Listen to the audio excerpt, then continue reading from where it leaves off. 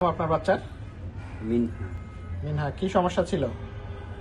ওই যে একটা পানির মতন একটা কোমরে থলথলে টিউমারের ইয়ার মতন ছিল। এটা কি জন্মের সাথে সাথে হয়েছিল? জি, জন্মের সাথে সাথে আমরা দেখলাম। আর তারপরে কি আস্তে আস্তে এটা কি বড় হচ্ছিল না ইয়ে ছিল? আস্তে আস্তে বড় হয়ে গেছে। ফাটার মতন হয়ে গেছিল প্রায়। জি, পায়ের শক্তি টক্তি আছিল? সবকিছু ঠিকই আছে। সবকিছু ঠিক ঠিক ছিল আগে অপারেশনের আগে? জি। তা অপারেশনের কোনো ভয় দেখাইছিল? অপারেশন করলে কোনো সমস্যা হবে এর আগে কোথাও দেখাইছিলেন? জি, দেখাইছি। কোথায় দেখাইছিলেন? ওই যে মিরপুর মেঘনা হাসপাতাল। বিভিন্ন হাসপাতালে দেখাইছিলেন। কি বলছিল তারা?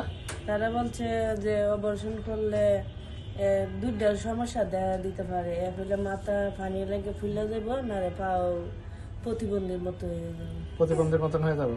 তো অপারেশন আবার কি পায়ের শক্তি আছে এখন? জি, পাও তো লড়াইতেছে। হ্যাঁ, আর প্রস্রাবের হাতটি, প্রস্রাবের নিয়ন্ত্রণ আছে? প্রস্রাব এখানে নিয়ন্ত্রণ আছে? আর মাথা কি ফুলছে? না।